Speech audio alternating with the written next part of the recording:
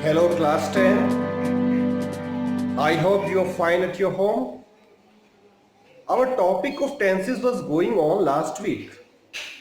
I told you about 12 tenses in affirmative sentences, then in negative, and then in interrogative. Yes, no type and WH type both.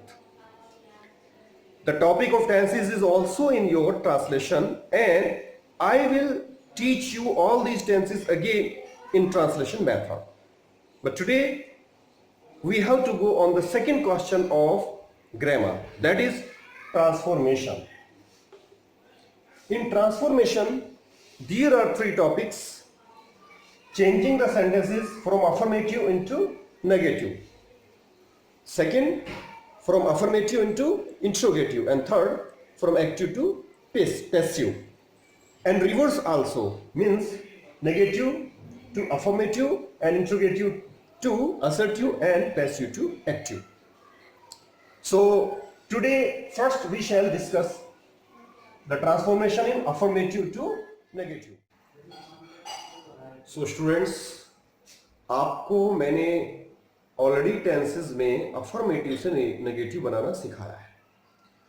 The basic rule क्या है कि helping verb के बाद not लगा दीजिए, negative बन जाता है.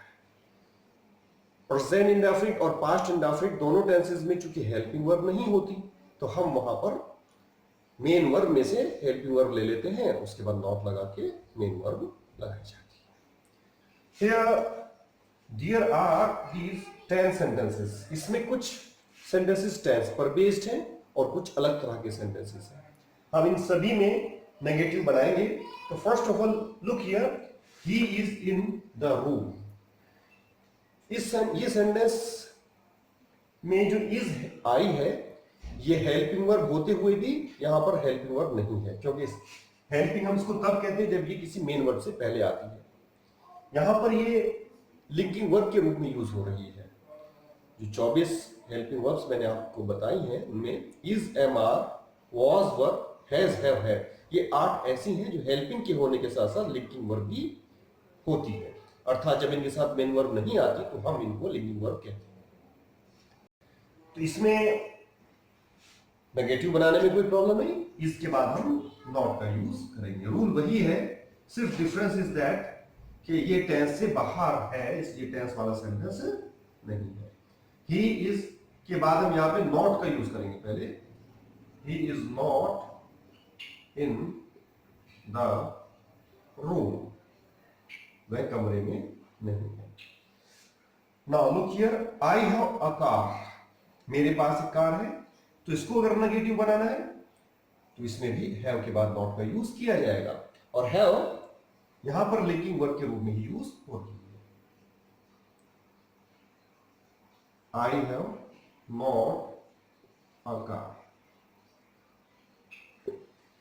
इसको आप ऐसे भी बना सकते हैं कि हैव में से डू निकाल लीजिए और डू के बाद नॉट लगा करके फिर हैव को जो लिखना पड़ेगा. I do not have a car.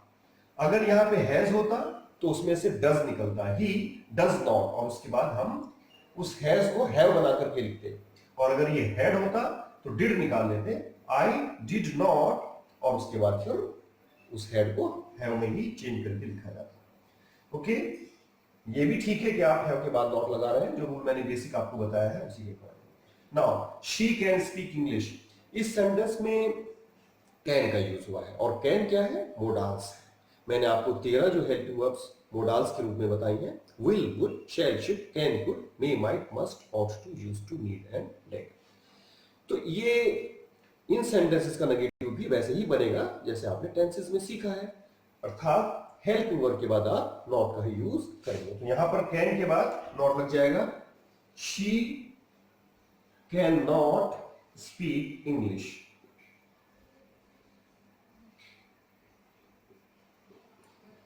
Can का यूज तब किया जाता है जब किसी सेंटेंस में या तो शक्ति या सामर्थ्य दिखाया जाता हो, या उसमें किसी एबिलिटी का पता चलता हो. तो इंग्लिश स्पीक करने में एबिलिटी की जरूरत होती है, इसलिए कैन का यूज किया गया था. नेगेटिव में आपने यहाँ पे नॉट लगा दिया, उस तरह से ये नेगेटिव सेंटेंस बन गया. Now fourth example, they have cheated you. Look here, इसमें हैव के बाद वर्ब की थर्ड फॉर्म यूज हुई है, तो ये प्रेजेंट परफेक्ट टेंस है और यहां पर भी आप टेंसेस में आप चूंकि सीख ही चुके हैं तो हैव के बाद नॉट लग जाएगा। They have not cheated you. Next, सूजन बिलीव्स इन घोस्ट्स। सूजन एक लड़की का नाम है। ये इसमें कहीं पर भी हेल्पिंग वर्ब नहीं आई है। ये प्रेजेंट इंडेफिनिट टेंस का सेंटेंस है। बिलीव्स में एस लगा हुआ है। तो जैसे मैंने आपको बताया था, बिलीव्स में से आप डस बाहर निकाल लेंगे और उसके बाद नॉट लग जाएगा। सूजन डस नॉट, और बिलीव्स में से अब एस हट जाएगा। Believe in ghosts. क्लियर? अगर ये इसमें, अगर ये यहाँ पे फर्स्ट प्लूरल होती, यहाँ पे सब्जेक्ट प्लूरल होता हमारा, तो यहाँ पे एस ना लगता, तब हम यहाँ पे डू लगाते। और अगर ये सेकंड फॉर्म होती तो इसमें से हम डिड निकाल करके तब नॉट लगाते और सेकंड फॉर्म को फर्स्ट फॉर्म में चेंज कर दिया जाता। Okay, next 6 example. Do you go for walk. ये प्रेजेंट इंडेफिनिट का इंट्रोगेटिव सेंटेंस है। तो यहाँ क्वेश्चन यही अराइज होता है कि अगर सेंटेंस इंट्रोगेटिव हो तो उसका नेगेटिव कैसे बनेगा। तो यहाँ पे थोड़ा आपको डिफरेंट करना है। यहां हमें नॉट हेल्पिंग वर्ब की बात नहीं लगानी बल्कि सब्जेक्ट की बात लगानी। अर्थात इंट्रोगेटिव सेंटेंस में जब आप नेगेटिव बनाते हैं तो चाहे वो यस टाइप हो चाहे वो डब्ल्यूएस टाइप हो, हमेशा नॉट सब्जेक्ट के बाद लगाया जाए।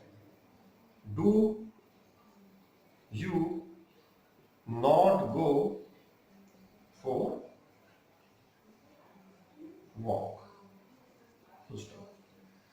7th, speak loudly. This is an imperative sentence. Imperative sentence वो होते हैं जहां पर प्लीज का यूज होता है या फिर ऑर्डर और एडवाइस दी जाती है। प्लीज से रिक्वेस्ट का पता चलता है, तो इसमें चूंकि प्लीज नहीं लगा है, पहचान इनकी ये होती है कि वर्ब की फर्स्ट फॉर्म शुरू में यूज होती है। तो ऐसे सेंटेंसेस का जब हम नेगेटिव बनाते हैं तो इसमें डोंट का यूज किया जाता है स्टार्टिंग में। डोंट के बाद फर्स्ट फॉर्म आएगी वर्ब की और फिर ऑब्जेक्ट। अगर प्लीज होता तो प्लीज के बाद डोंट लग जाता, प्लीज नहीं है तो स्टार्टिंग में ही डोंट लगेगा।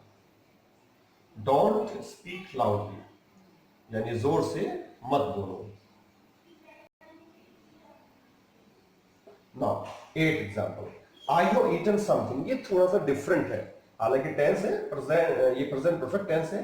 आप चाहे तो हैव के बाद भी नॉट लगा सकते हैं, लेकिन आप ऐसे वर्ड्स को देखिए, अगर किसी सेंटेंस में समथिंग, समवन या सिर्फ सम आ जाता है वहां पर हम सम के स्थान पर नो का यूज करेंगे, तो ये सेंटेंस नेगेटिव बन जाएगा।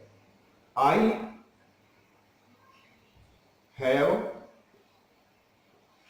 ईटन और समथिंग के स्थान पर हो जाएगा नथिंग, यानी सम के स्थान पर नो लगा दिया और थिंग हमने जो कर दिया। अगर समवन होता तो नो बना जाता, अगर सिर्फ सम होता तो नो आकर के जो भी उसके बाद जो भी सब्जेक्ट होता या जो भी नाउन होता वो हम जो करते। Okay, here is the 9th example. He always comes late. इसमें भी अगर आप चाहते हैं तो कम्स में से डज निकाल करके बना सकते हैं, लेकिन ऑलवेज वाले सेंटेंस में ध्यान ये रखना है कि ऑलवेज का नेगेटिव नेवर से बनेगा और नेवर को डू डज डिड की आवश्यकता नहीं होती। बस ऑलवेज को हटा दीजिए, उसके स्थान पर नेवर देंगे। He never comes late. Now last example.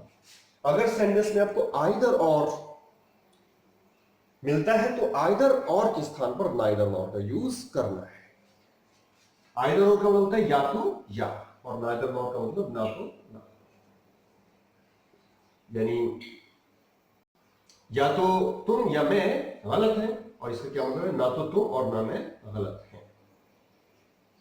याद रखना, आइदर के साथ और रहता है तो नाइदर के साथ नॉर करना है। These were the 10 examples जिसमें कि आपने अफर्मेटिव से नेगेटिव बनाना सीखा। बेसिक रूल वही है कि हेल्पिंग वर्ब के बाद नॉट लगाइए। वो हेल्पिंग वर्ब है या फिर लिंकिंग वर्ब है, डजंट मैटर, या फिर मोडाल्स है तो भी कोई फर्क नहीं पड़ता। इंपेरेटिव में आपको डोंट लगाना है और सम के स्थान पर नो का प्रयोग करना है, ऑलवेज के स्थान पर नेवर, आइदर और का नेदर। तो that's all about the topic of affirmative to negative.